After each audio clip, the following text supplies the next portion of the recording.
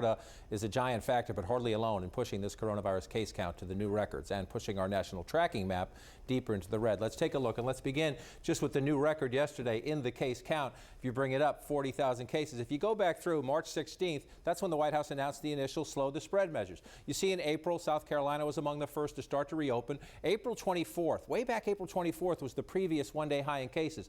Then you see, and we knew this was inevitable. As the reopenings happened, we knew it was inevitable the case count would go up. The question is, this much, this far out, and is it manageable? But you look at that now, a new single-day race here, record here in January. So this is a month ago. Look at this picture 1 month ago. Look at the green on this map. Green is going down. It included Texas. Florida was stable at the time, right? A month ago, 20 states going down, 13 steady, 17 states going up. That's the orange. Remember this map. This is a month ago. This is where we are now. Look at all that orange and all that red. You have 32 states heading up in the wrong direction, 11 holding steady, only 7 states now going down. Now, we knew the case count would go up. The question is, in these deep red states, you see Florida, you see Texas, you see a lot of the West, you see Michigan, 50% higher cases this week than last week. We knew the reopening would bring up cases. Would it go like this? Well, one of the reasons you see this, 8 states just this week have paused the reopening, including giant Texas, in Arizona, because the governors are seeing the data that they don't like. 8 states pausing the reopening because of this state trend map. 32 states now heading up. Let's bring in Dr. Ramesh Adalja from the Johns Hopkins Center for Health Security to share his expertise and insights with us. Doctor, we knew the case count would go up as America reopened. That was inevitable. But the pace of this, when you see so many states going up so dramatically, several governors deciding they have to hit the pause, is this what we anticipated, or is this worse?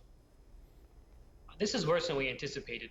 Many of us thought that with this economic shutdown being lifted, with stay-at-home orders being lifted, that states would have put in place contact tracing teams that would be able to deal with the number of cases that we would get so that they wouldn't spiral out of control, that we wouldn't get rising percent positivity rates on tests. And it seems to be the case that many states did not take that time to have adequate contact tracing, because this is how you can manage the number of cases that you're going to get. And it doesn't seem that we're in that place in many states in the country. And so you have Dr. Fauci and Dr. Birx today talking about abandoning the way we are currently testing and going to something called pool testing. Explain to our viewers what pool testing is and whether you believe it would be helpful. So pool testing is when, instead of taking an individual a nasal sample from somebody, you take a whole bunch of them and you put them together and you run a test on that whole batch. And then if it's negative, all those people are clear. But if it's positive, then you go back and individually test those samples to see who was positive.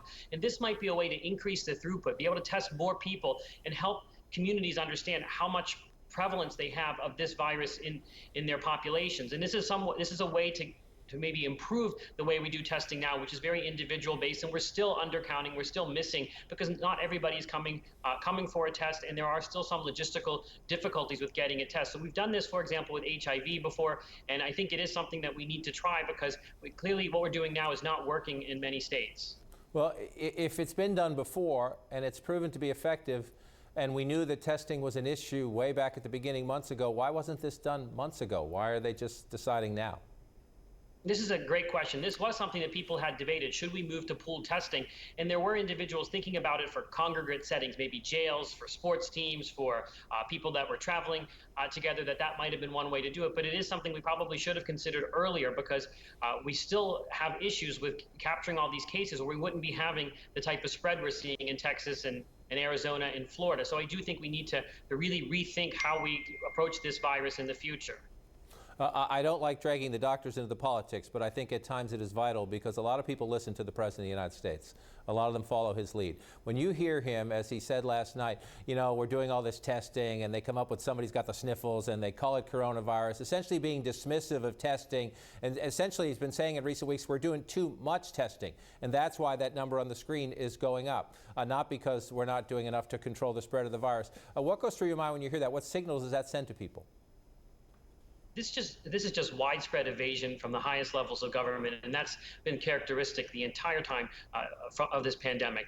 That we need to do testing, we need to do as much testing as possible. That it isn't something that we should be looking at as a scoreboard. And the fact is, maybe some people do get the sniffles from it, but they can then transmit that infection, and that's what's happening. Is younger people are getting infected now, going to bars and then transmitting it to individuals that are needing hospitalization. So this isn't something that, even though it might just cause the sniffles, can be kind of laughed off or evaded. And I think the fact is, this pandemic, when you look at the administration's response, has really been disappointing on all levels. And it didn't have to be this way. We squandered time in January, February, and March when we could have done what countries like Taiwan did, but we didn't. And now we're faced with this pandemic that is going to be out of control again if we don't take action quickly. And so next hour we'll get the first public briefing by the Coronavirus Task Force of the White House in 2 months.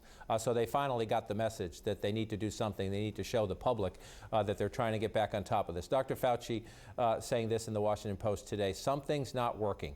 I mean, you can do all the diagramming you want, but something is not working. What you need to do is find the penetration of infected people in your society, and the only way you know that is by casting a broad net. What, sir, in your view, is not working, and what can this task force do today to make it better? What isn't working is the fact that we're letting cases go by. They're not being diagnosed. That's the only way we would get this rising percent positivity, meaning that this virus is spreading faster than our testing, and that there are cases that are going undetected and starting chains of transmission that are landing people in the hospital. So what we need to do is understand who is infected. We're still having that basic problem of understanding who is infected in the community and who isn't.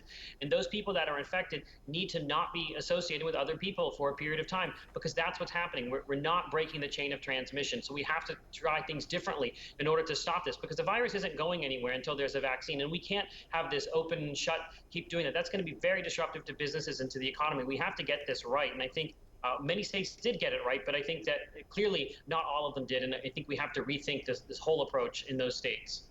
Dr. Adalja, grateful for your insights and expertise today, and as always, thank you, sir, very much. Thank you.